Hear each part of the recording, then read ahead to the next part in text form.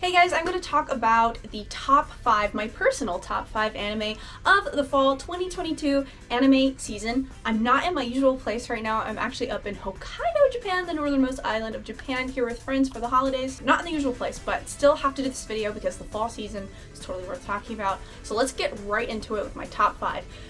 But actually I have an honorable mention, and I'm just gonna straight up say it. It is Spy Family, and the reason why my honorable mention goes to Spy Family is because from here on, like every season or every part of a season that's going to come out, Spy Family's gonna be on the list. I absolutely just love the series. Animated so beautifully. It's been adapted from the manga so beautifully, and I just think no matter what happens, as soon as there's going to be a new season or a new part of Spy Family, it's probably going to be on the list. So to kind of keep it from being like number 2 or number 1 every time, I think from here on it's definitely going to be an honorable mention because it was my number 1 anime when the first part of the first season aired back in the spring, I believe. So just wanted to put that out there that I've not forgotten about Spy Family. The second part of the first season was absolutely fantastic. Wanted to get that out of the way as honorable mention. So now, number 5 is Reincarnated as a Sword. Now, I was a manga reader for this. I'm not normally someone who reads a lot of light novels or manga for isekai type shows, but I ended up getting these manga and I just love its art and I love the main character, Fran. Its twist on the isekai genre is that you have someone who got isekai'd and reincarnated as a sword, as the title explains. This sword actually gets stuck in a place where like he can't move, he can't get out. It's obviously one of those sword in the stone type deals where he has to wait for someone who's worthy enough to get him out of the stone. This little young cat-eared girl, slave girl, who's actually currently a slave, ends up in a situation where she needs a weapon and she finds him and pulls him out and is immediately able to wield him. Together, they basically become adventurers together, and it's as you would expect. They go on adventures where they have to do different quests, just like in any isekai world or any video game world. They have to level up as adventurers so that they can get better loot, so on and so forth. I'm really excited to see more of it. I was really worried that the studio sometimes studios, they really cheap out on isekai anime, so I was kind of worried about that. But it's animated really good. The fight scenes are amazingly well animated, which I'm just relieved for because I do think Reincarnated Sword's art from the manga is really good, and it deserved a really good adaptation.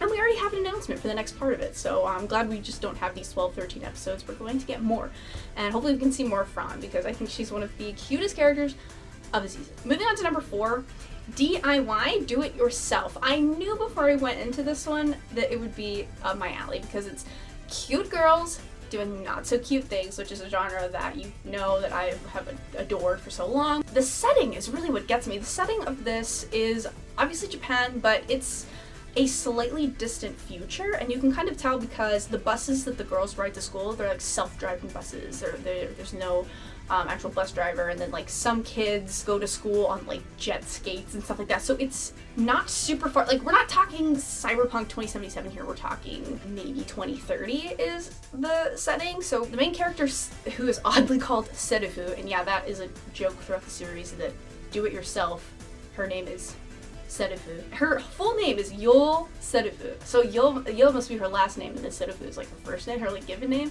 So it's actually so stupid. Like it's Japanese pun stupid. But yeah, her name is Yol Serufu, and there are direct jokes related to that in the show. Basically, in this world, you know, why would you do anything yourself? Why would you make anything yourself? We live in a world of automation, and that's like a big theme about this show, is that, well, everything is so automated in like 2030, if we assume that it's 2030. Why would you want to make anything yourself? Serufu actually comes upon a girl who does like to make things herself. She goes into a club room and this girl is like building this bookshelf, and Serufu's like, well, why would you build a bookshelf if you could just like buy one or have it made for you through automation? And the girl making it gets like really offended by that and says like, no, like that's the fun of it, is making things yourself. So it's like this whole show about almost like an old hobby, you know what I mean? Especially given that this is a close future setting. Between the really cute characters, the cute animation, and of course like the themes of cute girls doing not so cute things, I ate the show up. I think its cast of characters is super diverse, super fun to watch. Its animation is very, I don't know if I want to exactly say, it's kind of like a fully coolly, very soft palette. Basically, yeah, if you're into stuff like moe girl shows, super relaxing shows, and just that like really unique style of animation, such as like Fooly Cooly, or I'm trying to think of even like the soft color palettes of like Ichigo Marshmallow and stuff like that. That's what I can relate it to. I think Do It Yourself will be really cool. So honestly, Do It Yourself was almost gonna be number 3, and then I finished this next show, and I was like, it's the last few episodes alone made me bump it up to 3, and it's AKIBA MAID War. Okay, AKIBA MAID War, AKIBA MAID Senso in Japanese. I picked this up at the last minute, and I watched the first episode, and it was so cartoonishly goofy that I wasn't sure that I even was gonna finish it. Like, I was like, it's not gonna make the list. And then the more and more I watched it, the better it got. Basically, this is Gang Wars, but take AKIBA maids. And my favorite part, one of my favorite parts about it, is that the setting is actually 1999's AKIBA, so it's not like current day AKIBA. So you kind of get this look into the AKIBA from 20 years ago and what maid life was kind of in quotes like. I mean, it's not like they were shooting each other like they are in this series, but you kind of get a look into what Akihabara looked like back in the 90s before like everything was super moe cute. The main character of the show, Nagomi, well, you could argue she's the main character, but that's a whole, you'll have to watch the show. She is interested in becoming a maid, so she moves to Akihabara and starts her first day at a hilariously themed Akiba maid cafe called Oinky Doink. Well, that's what they localized it as, was Oinky Doink. It's like ton totokon or something like that in Japanese, and then the translators were like, we're gonna make it Oinky Doink, and I have to applaud them for that. That's very funny. I love whoever localized this. They did a really good job. But Oinky Doink, it's like a pig, maid pig, themed cafe in Akiba. So she starts working there, only to find out like later in the episode, basically, if you're a maid in Akiba, you're basically part of like gang wars in Japan. Akiba is a dangerous place, and cartoonishly so. Maids just start like shooting each other, and like blood just like it's a dark comedy. It's a dark comedy, so you don't go into it thinking like seriousness. It is stupid, but I think if you can make it through the first maybe 3 or 4 episodes, it has a really rewarding second half. I did not expect this to be number 3. I thought maybe if it makes the list it'll be number 5, but it ended up having one of my favorite characters of the whole season, which is Ranko. Ranko, I love you so much. I would recommend Akiba Maid War if you're into these super, just like, don't take it seriously kind of shows. Don't go into it thinking that, oh, it had like, there can't be any loopholes. Number 2, oh my god, these next 2 are the order that I picked. I'm really gonna have to explain myself because this is normally not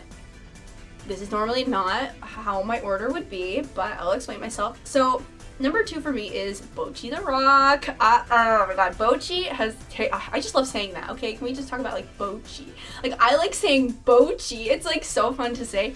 But I went into BOCCHI the Rock knowing that, I mean, just like looking at it, you know, it's like, man, like this is K-On! But 2022, dude. Like cute girls, starting like a little rock group, and I'm a huge fan of K-On!, so I knew that I would like this one. You have this character Hitori Goto who has extreme social anxiety, like very, very, very anxious all the time. Doesn't really like going out in public, cannot talk to people very well, just plain out social anxiety. But she discovers that she really enjoys rock music, and she actually is really good at guitar, and online she'll post herself playing guitar, and she starts to get really popular, like tons of subscribers, thousands of subscribers, and she gets famous online for her guitar work.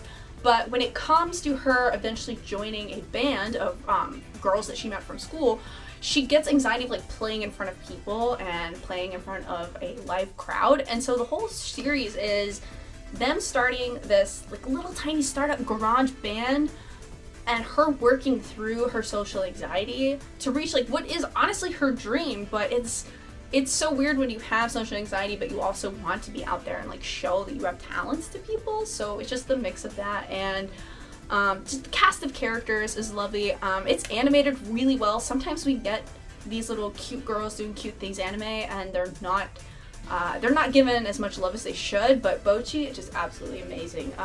Her facial expressions, I did not read the BOCCHI manga, so I'm assuming that those facial expressions are in the manga, and if they are, they nailed them. The studio absolutely nailed BOCCHI's looks. And it's so funny and refreshing to watch. It's good to see anime talk about social anxiety, but also wanting to do something like be in a band or be on YouTube and stuff. So yeah, I really just enjoyed it talking about social anxiety. If we don't get more BOCCHI, I am going to slap someone for real. BOCCHI was honestly, I was like, BOCCHI's gotta be number one. Like, usually my number one favorite of the season is usually like the cute girls kind of anime, the slice of life. I love those kind of shows. But, oh my god, and this is where some people are gonna lose me, and I honestly cannot believe that this was my I can't believe this was my number one, but it's a genre that I can't believe, okay? So my number one, it is Chainsaw Man. It's Chainsaw Man, and it's crazy to me that it is because for years, I mean, I rode the Naruto train. I rode the Bleach train. I was really into shonen when I was in middle school, and then I hit maybe college, was not into a single shonen, like was not super engaged with Attack on Titan, never really jumped on the, I was gonna say Mugen train because I was trying to make a pun with Kimetsu no Yaiba, but you get the point. I was not on the Kimetsu no Yaiba train. Jujutsu Kaisen is another good example. Like, I just never, and I've given all these shows a chance, but I've just never been super into them. And then I started to realize, like, I'm not into shonen. Like, shonen is not really my thing. But then about a year ago, I picked up the Chainsaw Man manga, and you just like go into it not taking it super seriously, and it's just like, it's this mess of a manga. I just kept reading it. And so I thought, it was like, okay, this is okay. It's like not my favorite manga ever. And then the anime came out, and I think the anime has really done it for me because MAPPA has taken the manga and adapted it into such a good anime version of Chainsaw Man, and it just, the way it's done, the way it's directed reminds me of staying up at 3 a.m. to watch Paranoia Agent back in the Adult Swim days. Like, it's every emotion is like just so carefully thought out, and it's presented even better than the manga in my opinion. And the cast of characters is great. Like, I'm a power girl, like Makima is cute and everything. I'm a power girl, okay? It's fluid animation, it's like over the top ridiculousness. Like, I don't have to sit there and think like, oh, the mangaka definitely, or like the writers of the show definitely like want you to take this seriously. Like, Denji, he just wants to touch boobs. Like, that is his goal. Like, none of this like, I want to be Hokage, none of this like, I want to be the best person in the world, like I want to be super strong. Like, he does not care. And you know what, like, good for him, good for Denji. Like, I love that we have a protagonist that doesn't try to be over the top. Like, and he's so thankful for even just having food on his plate and a roof over his head. Like, I think he is, in that case, like a really interesting protagonist, honestly. So I'm really excited to see where the show goes. I normally wouldn't put a shonen above, I wouldn't even call it a shonen, it's more of a seinen, right? Like, I would compare it to more like, it has such Samurai Champloo style of like presentation, if that makes sense. So I think that's why I like it. I normally wouldn't put a shonen like that or a seinen like that.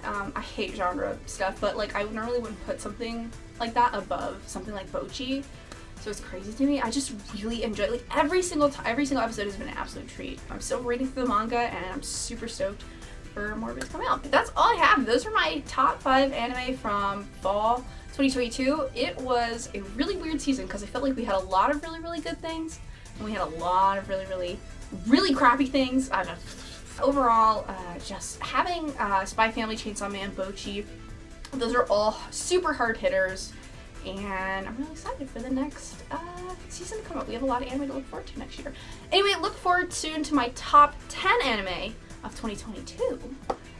I'll be working on that and finishing some last minute 2022 anime, so please let me know in the comments, what did you like from this season? What are you looking forward to next year? And what were some of your favorites in 2022? Let me know what I need to watch before I make that video. That's it, guys. Don't forget to like if you liked the video, subscribe if you haven't yet. We love to talk about anime and stuff here, so I'm in my little chopper thing today because it's cold as heck in Hokkaido. Anyways, thank you so much, and I'll see you in the next video.